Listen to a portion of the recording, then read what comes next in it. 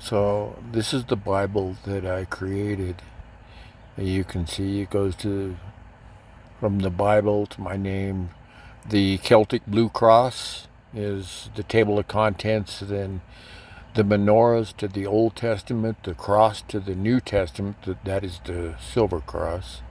And you can see a list of the books of the Bible. And then you click on that. And of course, you can see, the gospel according to Matthew, and a little bit of fancy lettering at the beginning. If you look on each side, you'll see it's kind of looks like old leather, and that was the idea. And then the background is parchment because it doesn't knock in the eyeballs just like pure white does. And with vision problems like I have, that makes it easier to read, the text that's in there.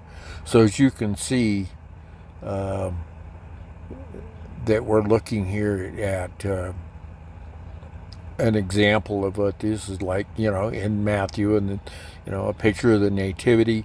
There is a ton of pictures in this. They're mostly old art photos that are embedded in the scripture. Now in the reference sections, and there is reference, and you'll see that here is coming up. Um, there are several things that are, concordance, uh, gems of the Bible, plants of the Bible, animals of the Bible, etc. And those you'll have uh, modern pictures of whatever that thing is, along with where the biblical reference is. But it'll give the whole scientific description of it and a picture of that thing. So when you're reading in the Bible, I found, sometimes you just skip over stuff and you don't think about really what it is that you're reading. So what I wanted to do there is give a person the ability to look and see, what do these plants look like?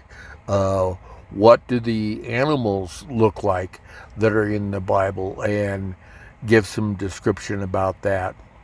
And of course, there is a concordance. I didn't show that, but for instance, you see the mole there in this picture, and there's a rat and an owl. Uh, Common, some stuff that's very common, but some stuff like this thing that you don't necessarily see, all over the world. So, but they're mentioned in the Bible, so the explanation of the animal is there, and there are significant things. A lot of people don't think too much about the animals in the Bible, but there is a whole lot of stuff about the animals in the Bible. Now, there's an encyclopedia, which is kind of like the concordance, but it's more descriptive of just whatever, certain things to look up. It's an encyclopedic uh, with biblical references wherever possible.